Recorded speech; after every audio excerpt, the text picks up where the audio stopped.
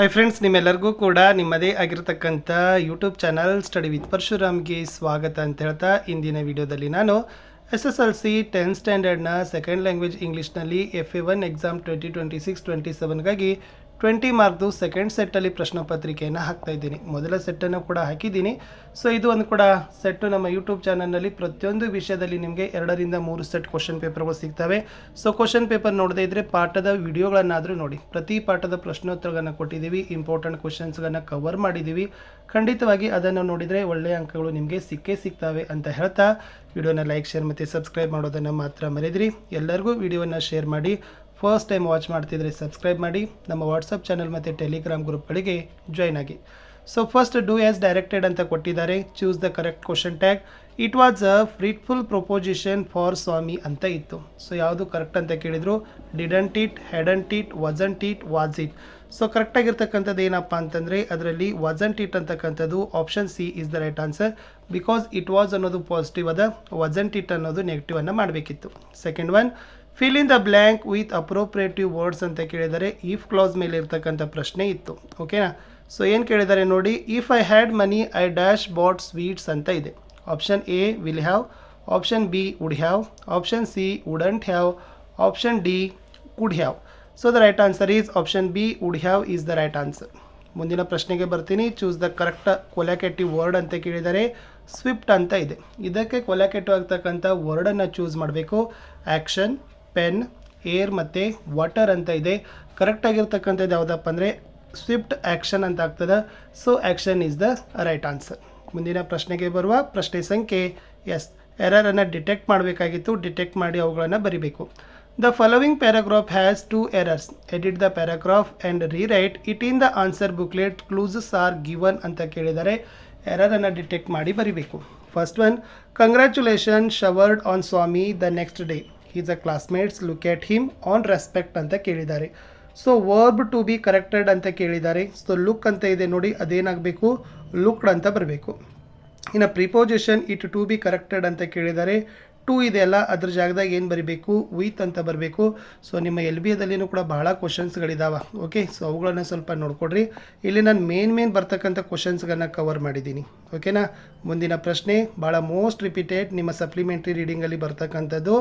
Y had the students been marching, how was it an unusual march ಅಂತ ಕೇಳ್ತಾರೆ. ಬಹೆಟ್ ಮಾಡ್ಕೊಂಡು ಹೋಗಿ. The students had been marching to give notice to the British collector to quit India. It was an unusual march. Because the students marched in complete silence, there were no slogans, no shots, just the shuffle of feet, the drip of rain and a low murmur from the watching crowd ಅಂತ ಬರೆದ್ರೆ ಸಾಕು. ಮುಂದಿನ ಪ್ರಶ್ನೆ 3 ಮಾರ್ಕರ್ಗಿದೆ.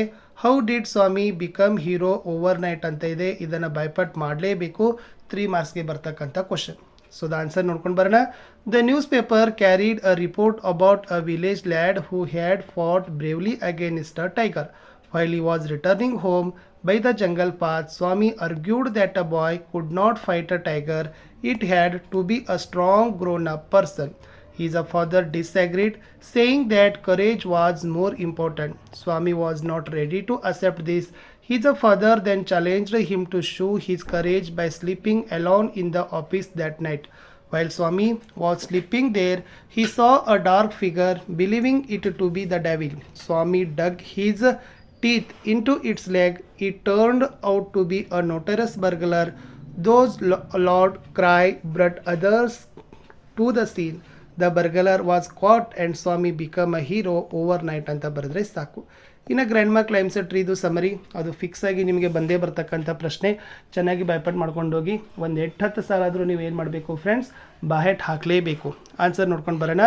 After the rescue doctor recommended 1 week of bed rest. When Granny felt stronger, she sat up and said she would lay there no longer. She called her son and demanded a house on treetop. Her son was dutiful, fulfilled her wish. With the help of his son, she moved to house on treetop. She enjoyed her olden days happily. The poem Grandma Climbs a Tree is written by Ruskin Bond. He calls his grandmother as a genius because she could climb tree in a trice even at the age of 62. Okay, she was passionate to climb the trees and learned it from her loving brother at the age of 6. Everybody feared that Granny would fall from a tree one day. One day she climbed a tree but could not come down. After the rescue, the doctor recommended her bed rest for a week. But for Granny, it was like a brief season in hell. Once she recovered, she demanded a house to be built in a tree. The poet's father, who was dutiful, fulfilled his mother's wish by the expert assistance of his son. The poet, then Granny moved up and enjoyed her life as her wish ಅಂತ ಬರೆದ್ರೆ ಸಾಕು. ಒಂದು ಆರ್ಷಿ ಕೇಳಿದ್ದಾರೆ, let us go and help her he shouted ಅಂತ ಇದೆ ನೋಡಿ. Who shouted like this ಅಂತ ಕೇಳಿದ್ದಾರೆ. So Baleshwar Mishra. Who was her refer to ಕೇಳಿದ್ದಾರೆ. Roma Talreja. Why she needed help ಅಂತ ಕೇಳಿದ್ದಾರೆ. So answer is she had fallen from the moving train and was seriously injured ಅಂತ ಬರೆದ್ರೆ ಸಾಕು. ಇನ್ನು ಪದ್ಯ ಇದೆ, ಪದ್ಯದ ಸಾಲಗಳನ್ನು ಬೈಟ್ ಮಾಡ್ಕೋಬೇಕು. It's a very most important.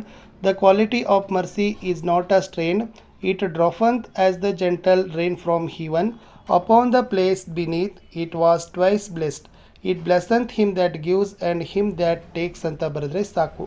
ಇಷ್ಟು ಒಂದು ಮಾಡೆಲ್ ಕ್ವಶನ್ ಪೇಪರನ್ನು ನಾನು ನಿಮಗೆ ಕೊಟ್ಟಿದ್ದೆ. ಸೊ ಇನ್ನಷ್ಟು ಮಾಡೆಲ್ ಕ್ವಶನ್ ಪೇಪರ್ಗಳು ಸಿಗ್ತವೆ, ಪಾಠದ ಪ್ರಶ್ನೋತ್ತರಗಳಿದ್ದಾವೆ. ಅವೆಲ್ಲವುಗಳನ್ನು ನೋಡಿ ಅಂತ ಹೇಳ್ತಾ ವಿಡಿಯೋನ ಲೈಕ್, ಶೇರ್ ಮತ್ತು ಸಬ್ಸ್ಕ್ರೈಬ್ ಮಾಡೋದನ್ನು ಮಾತ್ರ ಮರೆಯದಿರಿ. ಬಾಯ್.